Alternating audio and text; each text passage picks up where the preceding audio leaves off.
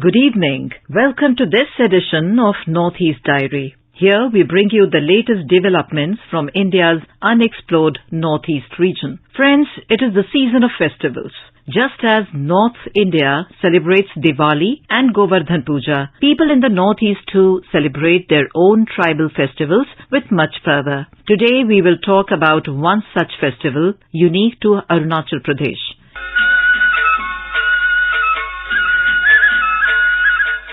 The centre is taking all steps to make Dibrugarh a major river port. Our Dibrugarh correspondent tells us more about this initiative. The Union Minister of Ports, Shipping and Waterways, Mr. Sarbanand Sonowal, took initiative to make the city of Dibrugarh in Assam as a major river port of the country. Mr. Sonowal made the announcement that steps are already being taken to make Dibrugarh a major river port of India. Mr. Sonowal on Sunday visited the location near Bogibeel Bridge for the proposed cargo terminal, tourist, jetty and riverfront development projects in the Dibrugarh district. A meeting was organized by the Union Minister in collaboration with various stakeholders with the purpose of quick implementation of the proposed work. Mr. Sonowal mentions that the scope provided by the Honorable Prime Minister Shri Narendra Modi for the development of the river Brahmaputra and the Barak is influencing the states connected with the country Bangladesh and giving ways to enhance world trade. Therefore, multimodal logistic parks and river ports will be developed in the state as a government initiative along with a port for cargo and passengers in Dibrugarh. The minister, in addition, said that the Ministry of Ports, Shipping and Waterways, the Inland Water Transport, along with the Northeast Frontier Railway, are joining hands to work together for the purpose of bringing growth and development in those areas closely located near the Bogibeel Bridge. Mr. Sonowal, in his speech, says that the Act East policy of Prime Minister Narendra Modi made Northeast a center for connectivity. An integrated mission for the faster acceleration of cargo movement on the river Brahmaputra is being apprehended as laid by the PM Gati Shakti. This would, as a result, lead to employment opportunities and set the way for access in the worldwide market for local items.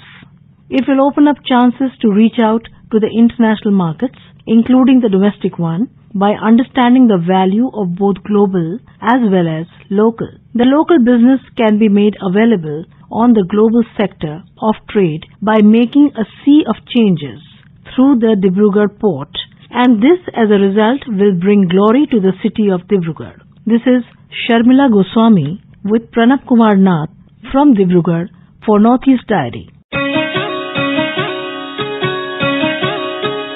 In Arunachal Pradesh, the women folk of the Galo tribe celebrate a special festival unique among more than 100 major tribes and sub-tribes in the state. The festival is called Nirmen Alo. Let's hear more about this from our Itanagar correspondent. Galo is one of the major tribes of Arunachal Pradesh. Apart from its major agricultural festivals like Mopin, which is a religious and ritualistic festival followed by animal sacrifice, the tribe also celebrates a unique festival dedicated to the women of the tribe. It is known as the Nirmen Alo festival. This festival is without any ritualistic activity and is mostly participated by the women folk of the society. It is purely merry-making festival dedicated to women folks and celebrated by women folks and fully supported by men. Mrs. Mipusora Ori, President Galo Welfare Society Women Wing, said that the Galo Society considers women as the most important institutions of social change. Nirmen Alo is a very special and important festival of Galo community, particularly for women folk. And it is celebrated every year on 15th October with great joy and happiness. The word Nirmen has derived its name after Ana Nirmen, that is beloved spirit, and Alo, which means a day. Hence, Nirmen Alo is celebrated by women folk and dedicated to Ana Nirmen for peace, happiness, prosperity, and harmonious life. One can be a part of this festival irrespective of his, her caste, color, creed and religion, etc. The uniqueness of this festival is that all the grown-up girls and women would well dress as a man, wearing bolu, oyo, rai and all the war dress, that is men's traditional attire, and performing Ponu dance songs and reciting Annayonam Kavan during this festival. The purpose of all this is to create a sorry culture of men folk as a source of fun. Hence, Nirmenalo is regarded as a special day for Galo women. It is believed that Galo tribe is the only community in Arunachal Pradesh to have a day fully dedicated for its women folks. For Northeast Diary, this is Rakesh Dole, AIR News, Itanagar. Nagaland got its first child-friendly court named as Children's Zone in the District Court Complex at Vokha. The Children's Zone is aimed at resolving cases related to crime against children in a friendly environment with a state-of-the-art provisions and facilities as per the guidelines provided in the POCSO, which is Protection of Children from Sexual Offences Act 2012, where the child can feel at ease to reveal their ordeal without any hesitation. Our Kohima correspondent has filed the details. In a first of its kind for the state of Nagaland, a child-friendly court named as Children's Zone in the District Court Complex Vokha was inaugurated by Chief Justice of the Guwahati High Court, Assam, Nagaland, Mesoram and Arunachal Pradesh, and Patron-in-Chief, Nagaland State Legal Services Authority, Justice Sudhanshu Dulia. Initiated by the Nagaland State Legal Services Authority, the Children's Zone is an extension of free legal services scheme for children under National Legal Services Authority with the aim to set up child-friendly courtroom for children. Let's hear more on this from Member Secretary of the Nagaland State Legal Services Authority and Lungshithang Izang. The Nagaland State Legal Services Authority has initiated setting up of a child-friendly court named as Children's Zone, and it is a first of its kind for the state of Nagaland. As establishment of child-friendly zone in all districts remain vital to safeguard the interests and well-being of a child in every stage of judicial process by incorporating child-friendly procedures. Children are produced at the court multiple times for reporting statements at the call of the magistrate. They have to sit in the courtroom in the presence of the police, lawyers and accused persons. In such cases, children can be taken care of in this child-friendly zone, which will have crèche facilities not only for the victims or the accused children, but also children of the staff. The Children's Zone have top-class state-of-art provision facility as per the guidelines provided in the Protection of Children from Sexual Offence Act 2012. A waiting room for victim and their families with basic facilities such as comfortable sitting at television, musical instruments, age-appropriate toys, and storybooks for children, comic books, drinking water facility and a toilet facility would go a long way in ensuring the mental and physical comfort of the child so that they can testify calmly and with peace of mind to ensure that the ends of justice are met. For Northeast Diary, this is Asanyo from AIR News Kohima.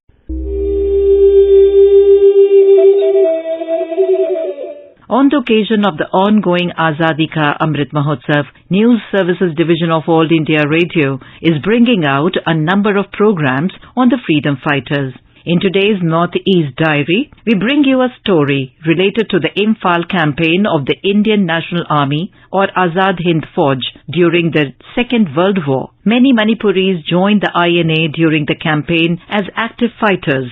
In this episode, our Imphal correspondent J.J. Thokchom brings you a story of a Manipuri active fighter of the INA. When INA captured Moirang of Manipur and hoisted the tricolour flag there, many Manipuris joined INA. At that time, those who joined the force were classified into active force and intelligence group.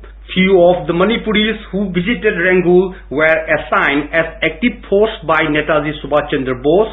Sri Mariamam Sanjeev of Moirang, who is doing research work on the Imphal campaign of INA, said that those who were selected for the active force in INA undertook training at Tingangjang INA training camp located near Rangul of present Myanmar. Among the Manipuris selected for an active force is Moirangthem Jatra from Bishnupur district of Manipur. He was born in 1916 and completed class 6 level at that time. He met Colonel Shaukat Ali Malik of INA in Moirang, and with the recommendation letter from Colonel Malik, he went to Rangul and met Netaji Subhash Chandra Bose there. He took arm and ammunition training in INA training camp in Rangul. However, the Allied force advanced toward Rangul and he was captured by the Allied force in Rangoon when the INA force was retreating from the area. Recalling the story told by the freedom fighter Moirangthem Jatra, his great-grandson Moirangthem Rakesh said that his great-grandfather had to face many difficulties during the Imphal campaign. In the training time, only the night time they can cook. Allied forces are trying to bombing all the training areas. After they're hungry, they took the bamboo and they eating the banana trees. They drink the mud water, mixing with the mud and the bamboo. Their life is very hard there. Returned from the Ranguljan, they are joining to as a school teacher. They are working that time as assistant teacher of the LP school. In 1946, Moirangthem Jatra reached Imphal and worked as a teacher in a local school in his native village. He expired in the month of February 1985. The freedom fighter Moirangthem Jatra is no more with us, but the future generation will always remember him for his sacrifice for the country. This is JJ Thoksom from Imphal for Northeast Diary, AIR News. Today we bring you an interview with Dr. S.S. Bora, the scientist at the Indian Cardamom Research Institute at Gangtok, Sikkim, and the Spices Board of India on the subject Prospects of Large Cardamom Cultivation in Sikkim and the Northeast and its role in driving the local economy, export markets and challenges in driving production among other issues. Talking to him is Dilli Ram Dulal. India is the largest producer of large cardamom in the world, and Sikkim is home to the crop within the country, contributing around 56% of India's large cardamom production. Sir, how has Sikkim grown as the hub of large cardamom cultivation in India? You see, Sikkim actually is the origin of large cardamom, and already this state got GI tag for geographical indication tag for large cardamom. And if you see the contribution of Sikkim in Indian context, India is producing around 8,530 MT. And Sikkim is producing around 4,779 MT. So almost 56% production is from Sikkim. Previously, it was around 88%. Now because Arunachal and Nagaland is coming up. So although Sikkim production is sustaining and crop productivity is increasing, but Arunachal and Nagaland is coming contributing some amount. So it is coming 56. And if you see the growing impact in Sikkim, it is having tremendous potential as a crop because it is major cash crop of Sikkim, and people's livelihood depend mostly on large cardamom in rural areas. So how has the crop production contributed to the state economy? Actually, if you see the Sikkim condition, large cardamom is the major cash crop of this state and is cultivated in nook and corner of the states, and whatever produce farmers they are bringing to the market and they are selling to the large cardamom trader and getting their livelihood. And if you see at present context, under one district, one crop also. In North District, large cardamom is identified by Government of India. And if you see the Niti Aayog concept of developing export from this state, 4 crops they identified. Among that, large cardamom is the major one, followed by ginger, turmeric and buckwheat. So how large cardamom contributed the significant role in the economy of this state. Which are the current export market and export prospects going forward? India is the major producer as well as major consumer of large cardamom. And also the cardamom is exported from India. Last year it is around 1,300 MT with 91 crore rupees of value of large cardamom is exported to other country. And Pakistan, Bangladesh, UAE as the major importer of large cardamom. If we see the Indian spices context, USA is the major importer, European Union. But in case of large cardamom, mostly the Gulf countries, means UAE and Pakistan, Bangladesh, they are the major export market.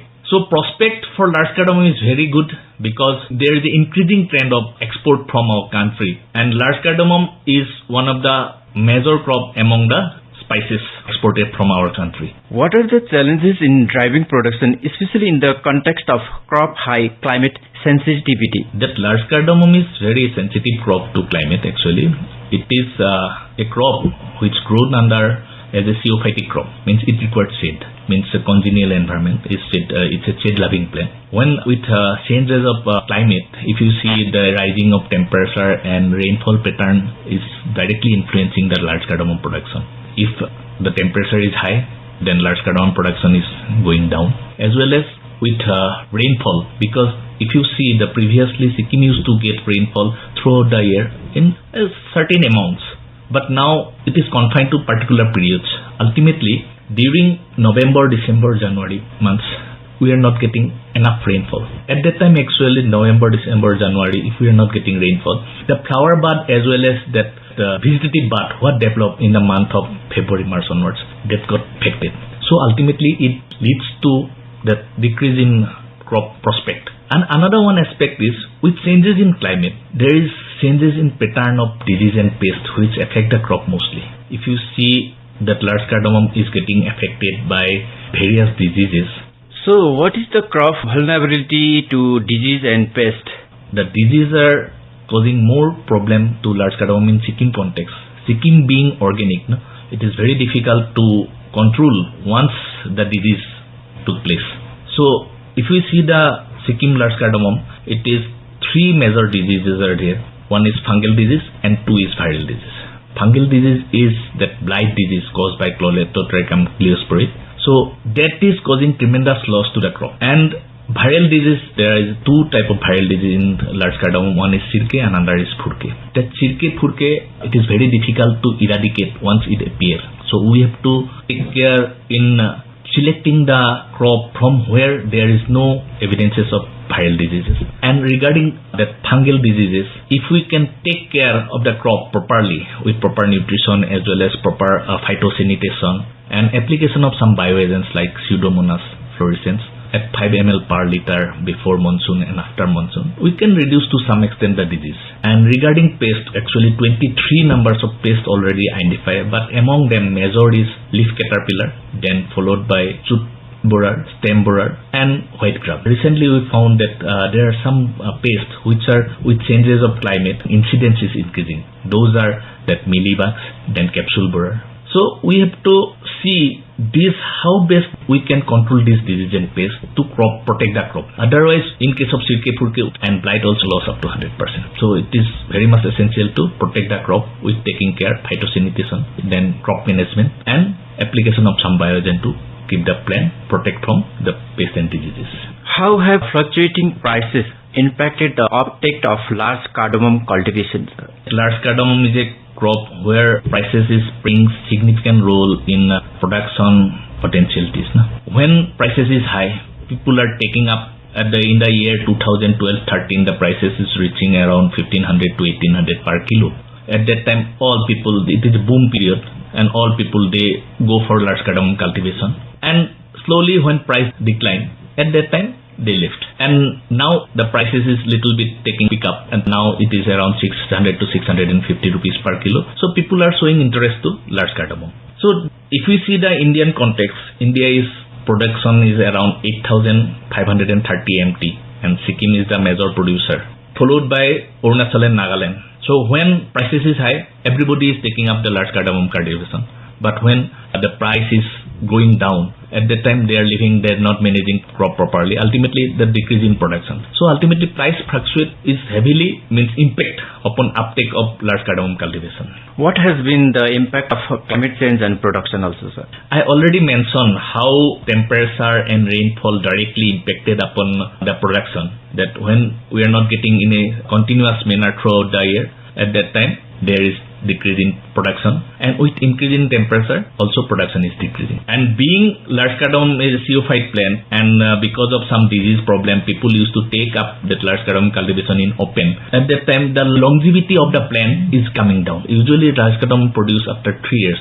That is the condition in when it is cultivated under shade, and it will continue up to 8 to 9 years, 10 years, even some areas we are getting where proper congenial environment, we are getting up to 15 years. But when this crop is coming out to open area, longevity is coming down. It is up to 5 to 6 years maximum, and people can harvest only 3 to 4 crops. So ultimately, it impacted upon the production. What steps have been taken to promote large cardamom production, and what is the role of spices boards? We started different activities on promoting the production of large cardamom. Spices board having 3 divisions. One is development division, one is research division, one is marketing division. The development division, they are supporting the farmers with some incentive and schemes. Likewise, the research division started here in the year 1981 onwards. Indian Cardamom Research Institute under Spices Board. They are doing research on adaptive studies of large cardamom, then applied studies like nutrient management aspects, then disease and pest, how best we can control disease and pest. Different cultivars or different varieties we are trying to develop so that it may be giving higher production as well as suitable to different altitude and disease-based resistance also. So far, our institute already developed released 2 varieties. One is ICRI Sikkim 1 and ICRI Sikkim 2. They are giving actually high production compared to the local popular cultivars. And regarding disease and pest aspects of different management approaches, we are disseminating among the farming community so that they can take up the measures to prevent as well as control their disease and pest. And in marketing division, we are collecting all the information regarding what is the market price. Weekly market price of large cardamom we are disseminating among the farmers.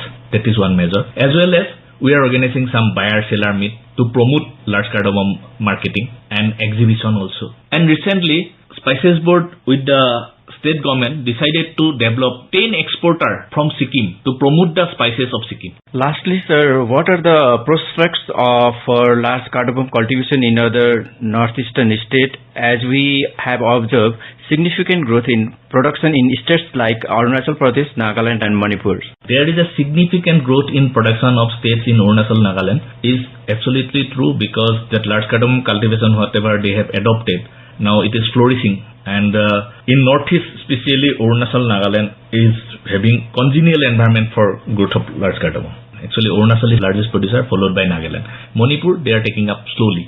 So it's a very huge potentiality, because you see among the crops at present the price is around 600 to 650. Which crop will give this much of price for 1 kg? If you see the Arunachal and Nagaland context, there are lots of area, abundant area where large cardamom can be cultivated. And it become a livelihood for the people in Arunachal and Nagaland also. And if you see the environmental impact also, large cardamom, as I told earlier, it is a shade-loving plant. It is growing profusely under shade. It can protect the environment also. Felling of trees can be reduced. And they can earn. Even some of the areas in Arunachal where previously their cultivation of afing, they shifted to large cardamom cultivation. Thank you, sir, for sharing valuable information in this episode of Northeast Diaries. कोविड-19 से बचाव के आसान उपाय: mask लगाएं, 2 गज की सुरक्षित दूरी बनाए रखें, बार-बार हाथ धोएं, चेहरा साफ रखें और टीका जरूर लगवाएं।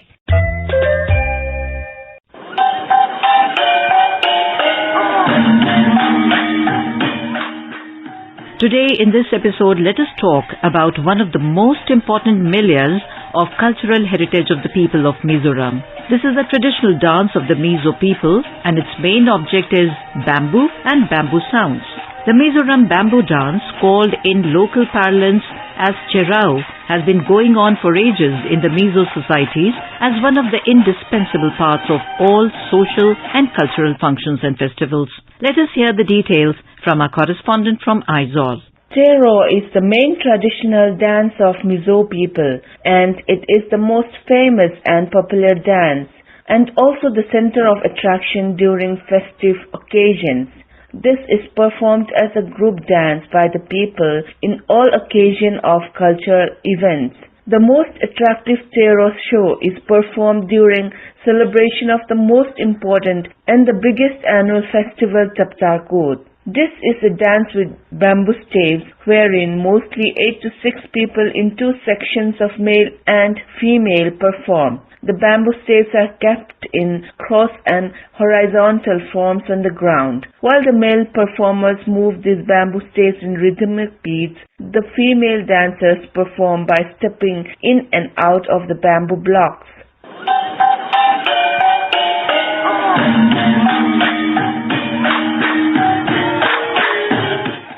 It is believed that Tero dance originated as early as the 1st century AD. In the ancient times, Tero dance was performed in rituals to provide solace to the soul of a deceased mother who had passed on, leaving her newborn child on earth. An official of the State Culture Department, Vanal Humasingson, said that even though there is no specification for a bamboo species, the par species of bamboo is mostly in use due to its straight pattern, lightness in weight, and durability. Also, different musical instruments are used as part of the dance. One instrument is darbu, which is set of 3 gongs in 3 different tones. Besides locally made drum cymbals and traditional big gongs, dar kwang, are also used. The rhythmic sounds of bamboo claps along with the drum beats making an amazing music.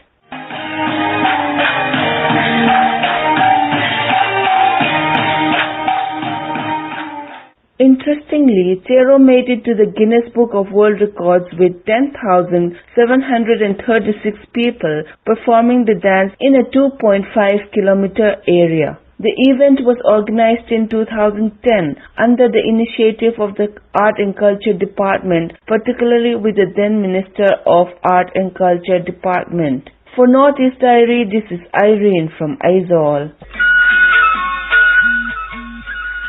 And now, let us endeavour to know more about the special places that are nestled in the cozy corners of India's northeast. Today we will take you to Lakhimpur, a city on the banks of the river Brahmaputra in Assam.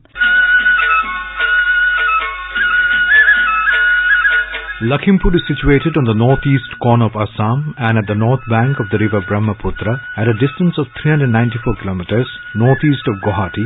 Is an important town in terms of transport and communication, which is considered to be the gateway to Arunachal. It is bounded on the north by Siang and Papumpare district of Arunachal Pradesh and on the east by Dhemaji district. The river Brahmaputra, along with Majuli district, stands on the southern side and Gapur subdivision of Vishwanath district is on the west. The name Lakhimpur is believed to be originated from the word Lakshmi, the goddess of prosperity. The district is mainly dependent upon agriculture and paddy. Paddy is regarded locally as Lakshmi. The word Pur means full. Lakhimpur therefore means full of paddy or the place where paddies are grown abundantly. Besides, the soil of the district is fertile for which crops flourish without use of any artificial manure or hard labor.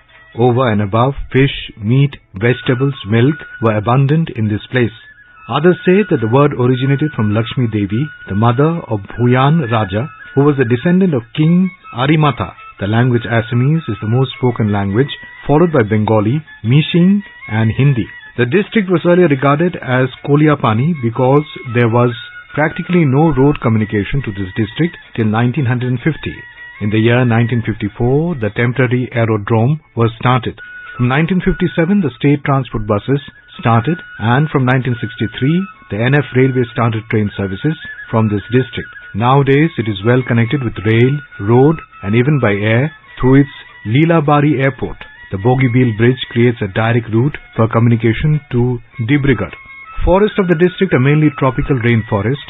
The important reserve forests of the district are Ranga Reserve, Kakoi Reserve, Dulung Reserve and Pava Reserve, which are enriched with varieties of tree species grown. Apart from Brahmaputra, the other 3 major rivers, Subanashiri, Ranganadi and Dikrong, which are flowing through the district, originating from the hills of Arunachal Pradesh and Tibet.